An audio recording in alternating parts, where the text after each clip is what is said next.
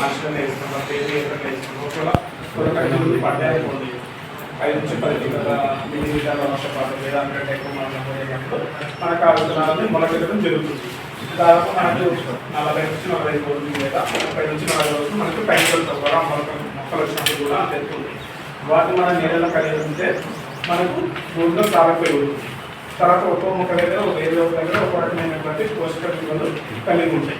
సాధ్యత పేసర అనుసంధానటువంటి పచ్చి ఎరువు కాబట్టి మనం ఎందుకు వేసుకుంటామంటే బలమైనటువంటి పోషకాలు ఒక్కో రకమైన మొక్క దగ్గర ఒక్కొక్కటి ఉంటాయి. అందుకనే నవధాన్యాలు 18 నుంచి 30 రకాలు వేసుకున్న వాళ్ళు కూడా ఉన్నారు. కొంచెం మన కోస్టల్ జిల్లాలకు వెళ్తే కనుక దాదాపు వాళ్ళు 2-3 నెలలు అలాగే ఇంటి పెట్టేసి పడుకోవడంలో దాదాపు 1 నెల 2 నెలలు 3 నెలల వరకు ఖాళీ పెట్టకుండా పచ్చిపొట్ట విత్తనాలు వేసుకుని రోటవేలు వేసుకుని అలా మూడో పెట్టేస్తారు. ఆ విధంగా ఎరువు రైతులు అన్నమాట. వాళ్ళకి ఎరువు వేసే అవకాశం లేదు వాళ్ళకి. ఆ విధమైనటువంటి పిఎంఏఎస్ విత్తనాలు తయారు చేసుకోవడం ఎలా ఫిల్టరైజేషన్ అంటే ఏంటంటే ఇప్పుడు చిన్న డెమోస్ చూపిస్తాము. ఏ విధంగా తయారు చేసుకోవాలి, వేసుకుంటే దానివల్ల ఉపయోగాలు ఏంటి, నష్టాలు ఏంటనేది ఒక 10 నిమిషాలు ఇక్కడ బయట చూపిస్తామండి. ఎలా తయారు చేసుకోవాలి.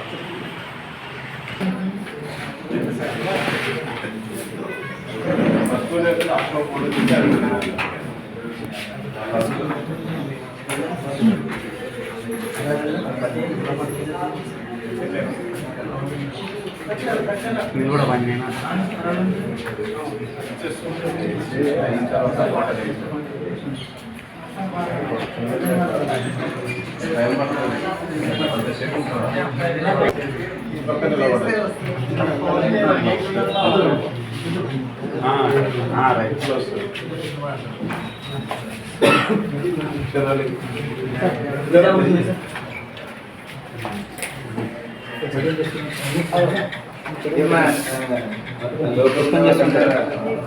ఒకసారి వాళ్ళని కూడా పిలిచి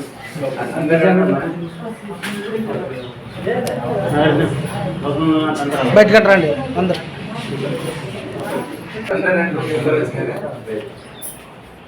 ఇది బీజామృతం అండి. మనం విత్తన శుద్ధి చేసుకుంటామంటే విత్తన శుద్ధి ఎందుకు చేస్తున్నామంటే విత్తనం నుంచి నేల నుంచి విత్తనానికి ఎటువంటి వ్యాధులు సోకకుండా సంక్రమించకుండా విత్తన శుద్ధి అనేది చేసుకుంటాం. మామూలుగా మనం ఏదైనా సీడ్ తెచ్చుకున్నా కూడా సీడ్ కోటింగ్ అయి ఉంటుంది ప్యాకెట్లలో చూస్తే కనుక విత్తనాలు.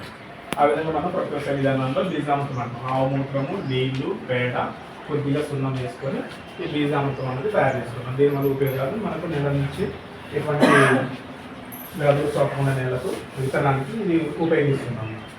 దీన్ని ఫస్ట్ విత్తన శుద్ధి చేసుకుంటాం.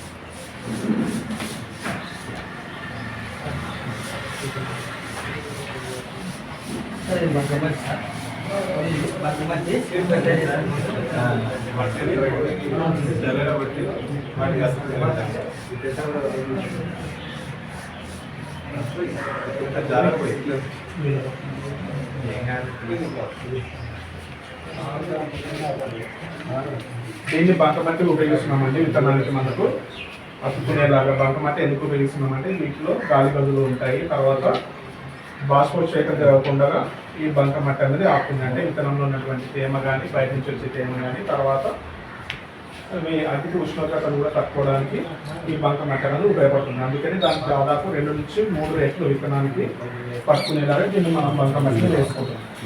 వేరే మట్టి వేసుకుంటే ఏమవుతుందంటే అతుక్కోదు. తర్వాత అతుక్కున్నప్పటికీ కూడా తర్వాత కూసేపటికి కూడా పగులు రావడం అనేది జరుగుతుంది. అందుకని బంకమట్టి వేస్తాం.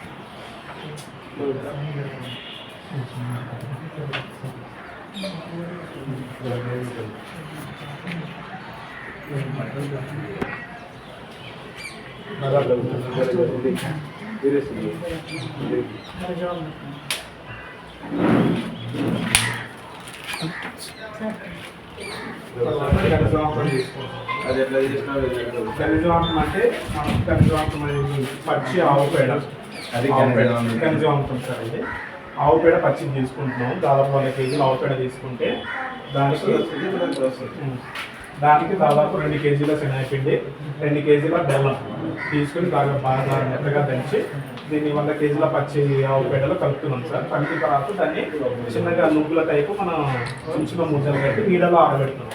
నీడలో ఆరబెట్టిన తర్వాత ఇవి బాగా ఎండిపోయిన తర్వాత ఈ విధంగా పొడి చేసుకుంటాం సార్.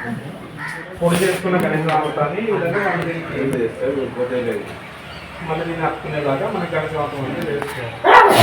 ఇది ఏంటంటే విత్తనానికి ఒక ప్రోటీన్ లాగా మొలకెత్తి కానీ దానికి ఉపయోగపడుతుంది అన్నమాట. తర్వాత బూడిద చేసుకున్నాం.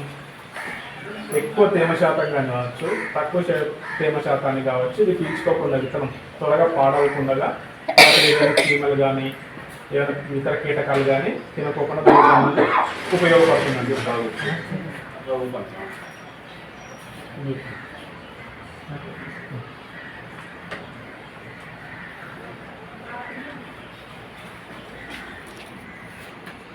బాల్స్ అన్నది తయారవుతుంది.